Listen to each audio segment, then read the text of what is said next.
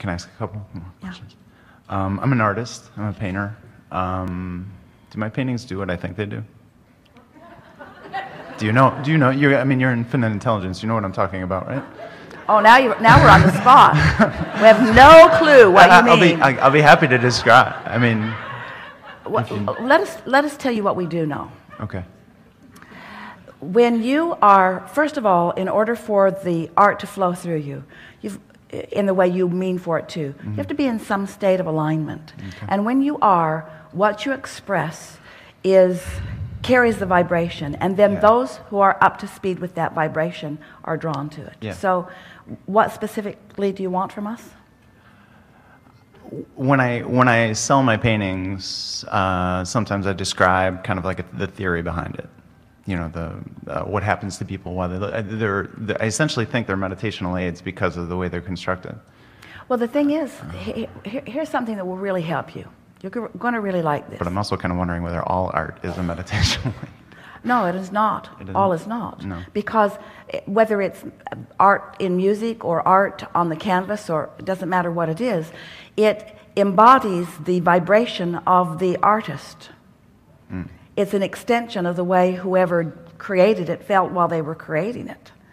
And so that's why in other words, you could be in a total state of depression and create a piece of art that a lot of the world would really like, because a lot of the world is in a total state of depression.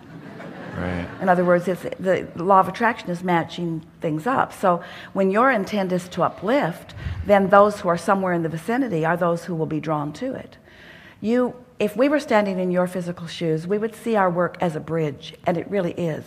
Because when you create something that is therefore visual, that others can behold, sometimes by their attention to it, if they're held there long enough, they can begin to feel the vibration of what you put there. And that really is the greatest value that artists have. Yeah. There's more that we want to give you about this. We want to start in another place. When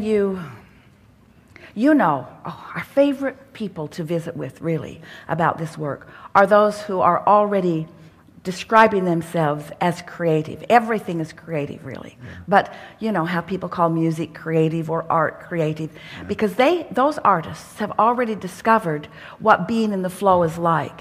You can feel when you're aligned and in your process, and you can feel when you're not aligned and in your process. Right. And you know not only the results of the way it turns out, you know the results of the process along the way.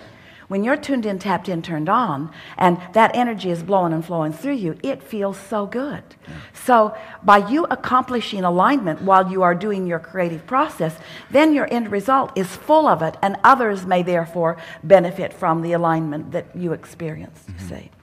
So when you think in terms of what it takes for you to create art in the way you mean to, that's what it takes to create anything. That's what it takes to create a gallery where it is shown. That's what it takes to create an audience that then will see it. In other words, it's the same thing.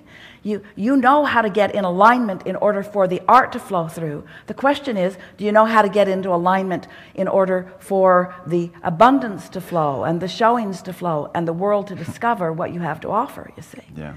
And so knowing that it's the same process. So how would you describe to us, be brief if you can, but describe to us what it feels like when you're in that flow, and if you want, what it feels like not to be in the flow. In other words, just talk about that a little bit with us. When I'm in the flow, it feels like where I'm supposed to be. And the experience of it is? Easy. And it almost feels like I'm cheating. Like I'm getting away with something, like it's so easy. You know, because people come up to you, and like you said, people tend to come up to artists and be baffled by them for one reason or another. We love those words. Life is supposed to be easy for you. Yeah. You are all supposed to tap in to that broader perspective and let it blow through you. And don't you find it interesting that a few do it and you call them masters? Yeah. And we want you to realize that you all are that. You all have that potential. This energy is flowing to all of you. And so what do you think that you do in order to put yourself in that receiving mode? What's your process? Or has it just been so happening like that for so long that you just expect it now, and so it's that in and of itself is not a process? Or do you do something? I don't really do anything. I mean, it's just, like you said, I think it's So because when I've been doing it for so long, it's become easy. Do you go when you're dog tired? Not usually, no. So you're usually in a state of refreshment when you go? Yeah, you could say that. I mean, I don't know if I'd call it refresh. There's no particular point. You know, it's just you get up and work. So you get up and work, and what's that feeling like when you are on your way to do that? Not so good. No, it's a funny thing. It's like for me, it's one of those things. It's like the most difficult part of the production is picking the brush up. All right, so once you pick the brush up, what shifts for you? It's the feel. Your expectation, because you've had positive results before. So this is an example of the condition is sort of leading you to an emotion. That's going about it the hard way. Yeah. So when we say the way you get rid of doubt is before it starts. So pre-paving is preparing the energy before you pick up the brush. So are you saying to us that it's sort of hard to get started, and at first it doesn't flow so well, and then once you get there and get focused, do you think your focus turns to something of positive expectation? Do you stand there and think, this is another painting that's going to suck? Sometimes. No, I mean, it's been developing. Well, what we're asking you, this is what this is about. First, we're asking you if you think you're finding success in your process. And the answer is clearly yes. Yeah. So now we want to talk with you about how that process feels so that you can identify and isolate with more clarity when you're in that flow and when you're not. Yeah. So do you think you're able to do that?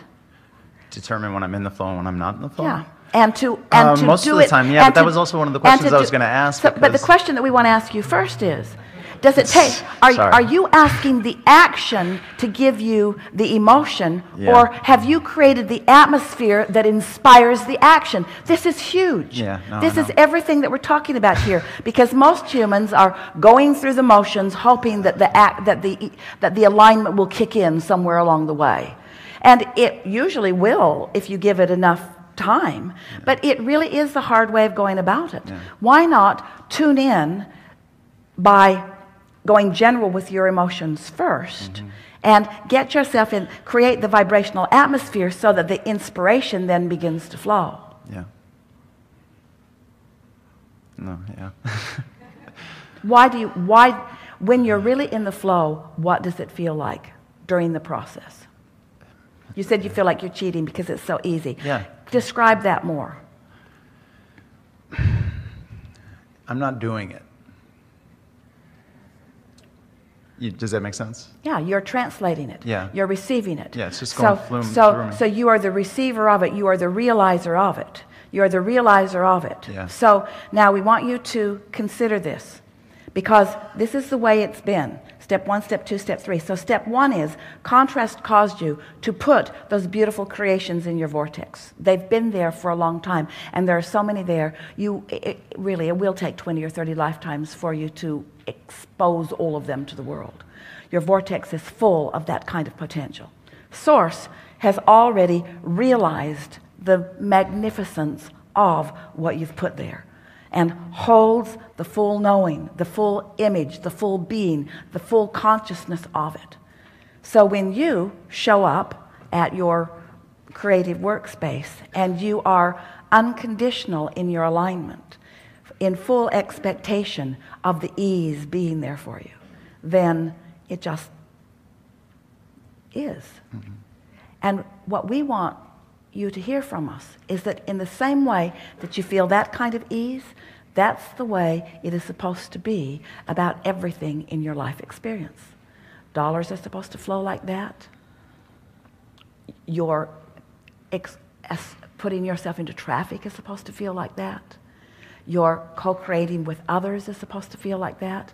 In other words, so what do you think that you've done that has accomplished a vibrational expectation that works for you in your art that isn't working for you so much in other things? That's the question that you're asking here. How can you get that creative stuff, juices to flow in other things? Well, figure out what you're doing with where it is working and do that in places where it isn't. Do you think you just stumbled into it? No. Do you think it happened from your attention to it? Yes. When you are in the process, does your mind wander all over the place? Do you think about bills that need to be paid and relationships that need to be cleaned up? Or is your attention on what you're doing? I'm focused. You're focused. And so would you say that your art is meditative in nature, that it brings out the best of you? Very much so. And so as it brings out the best of you, now we're getting around to your first question. That's what others feel when they see it. In the same way that you feel it as you create it or accomplish it, others, if they are somewhere in the vibrational vicinity, receive that same benefit too. But there's something that we want to say to you, and we wanted to say it to the one before and the one before and the one before. In other words, this is something that's been in the process of evolving here. You're going to like this, or whether you do or not, we do. And that is, all of you have source flowing to you. In other words, all of the people who will be benefited by the upliftment that they will feel as they participate with your art, all of them, just like you, have source energy flowing to them and through them. But for whatever reason, a lot of them aren't allowing it to flow.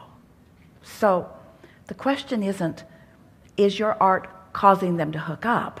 Because the energy is there for everyone. The question is, what is your participation with them accomplishing in terms of causing them to soften their resistance enough that they allow some of it in? Okay. That's what's going on. Okay. Yeah. Nice to know, isn't it? Yeah. Makes you want to keep doing it. Yeah. You're a born uplifter. Something more?